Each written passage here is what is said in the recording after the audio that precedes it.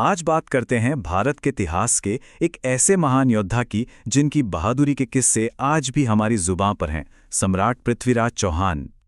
भारत का इतिहास वाकई वीरता की कहानियों से भरा पड़ा है और उन्हीं में से एक नाम है सम्राट पृथ्वीराज चौहान का।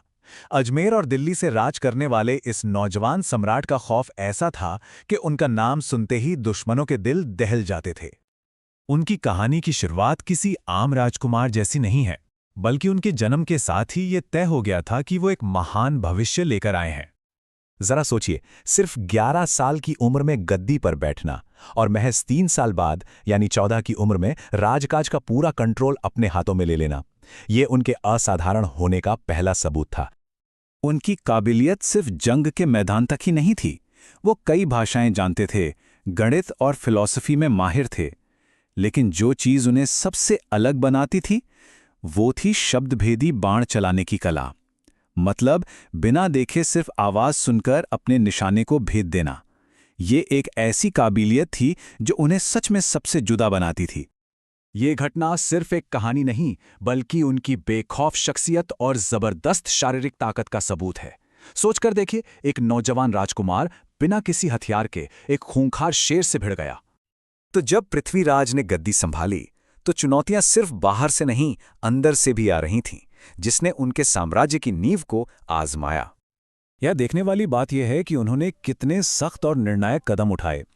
नागार्जुन के विद्रोह को कुचलकर और भड़ांकों को हराकर उन्होंने ये साफ संदेश दे दिया कि उम्र भले ही कम हो, लेकिन उनकी सत्ता को चुनौती देने का मतलब मौत है। तो मैदान में 2 तरह के दुश्मन थे। एक जयचंद, जो घर का ही भेदी था, एक अंदरूनी दुश्मन, और दूसरा गोरी, एक बाहरी ताकत जिसका मकसद सिर्फ लूटना नहीं बल्कि भारत के नक्शे को हमेशा के लिए बदल देना था। और फिर जयचंद के साथ ये राजनीतिक दुश्मनी और भी पर्सनल हो गई जब इसमें एक प्रेम कहानी ने एंट्री ली। एक ऐसी कहानी जो आज भी लोगों की जुबान पर है। जयचंद ने पृथ्वीराज को सबके सामने जलील करने की पूरी कोशिश की। न्योता न भेजना एक बात थी, लेकिन उनकी मूर्ति को एक दरबान की जगह पर खड़ा करना, ये तो सीधी सीधी बेइज्जती थी। इस फिल्मी सीन ने दुश्मनी की आग में घी डाल दिया। हालांकि ये याद रखना भी जरूरी है कि कई इतिहासकार इस पूरी कहानी को महाकाव्य पृथ्वीराज रासो का एक हिस्सा मानते हैं, जो असलियत से ज्यादा एक किंवदंती है। तो चलिए अब उन लड़ाइयों की बात करते हैं जिन्होंने सिर्फ पृथ्वीराज चौहान ही नहीं बल्कि पूरे हिंदुस्तान की किस्मत का फैसला कर दिया। 17 बार। अब ये नंबर ऐतिहासिक हो या ना हो, ये एक बहुत बड़ी बात की तरफ इशारा करता है। पृथ्वीराज की महानता और उनका राजपूत धर्म। उनके लिए एक हारा हुआ दुश्मन दया का पात्र था। यही उनकी ताकत थी। पर क्या यही उनकी सबसे बड़ी कमजोरी भी बन गई? पहले युद्ध में पृथ्वीराज की रणनीति एकदम सटीक बैठी। उनके हाथियों और आमने सामने लड़ने वाले सैनिकों ने गोरी की हमला करो और भागो वाली चाल को नाकाम कर दिया। गोरी बुरी तरह जख्मी हुआ और मैदान छोड़कर भाग खड़ा हुआ।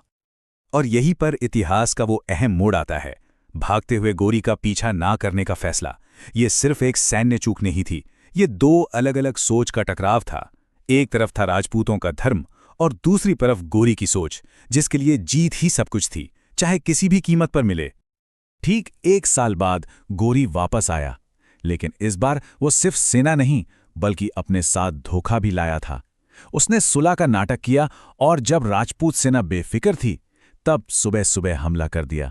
इस धोखे के सामने बहादुरी भी कम पड़ गई और नतीजा बहुत भयानक था। इस एक हार का असर बहुत दूर तक गया। चौहान साम्राज्य खत्म हो गया, दिल्ली पर विदेशी शासन की शुरुआत हुई और यहां तक कि जयचंद भी खुद को नहीं बचा सका। भारत का राजनीतिक नक्शा हमेशा के लिए बदल चुका था। तराइन की हार के बाद पृथ्वीराज का क्या हुआ? ये एक ऐसा सवाल है जहां आकर इतिहास और कहानियां आपस में उलझ जाती हैं। उनके अंत को लेकर हमारे सामने 3 अलग अलग बातें आती हैं।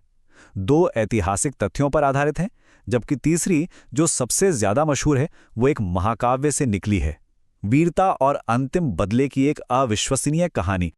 यहां आकर सच और कहानी का फर्क साफ हो जाता है। ऐतिहासिक रिकॉर्ड बताते हैं कि पृथ्वीराज रासो घटनाओं के कई 100 साल बाद लिखा गया था और गोरी पृथ्वीराज की मृत्यु के कई सालों बाद तक जिंदा था।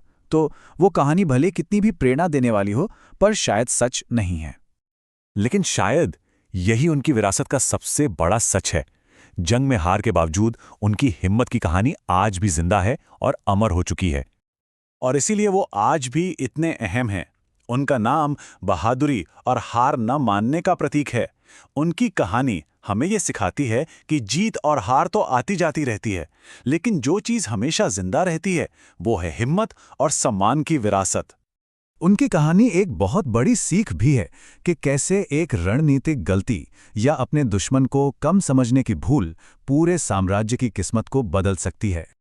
और ये हमें एक बहुत गहरे सवाल पर लाके छोड़ देता है। क्या लोगों के दिलों में बसी कहानी असलियत से ज्यादा ताकतवर होती है? इस पर सोचने के लिए बहुत कुछ है।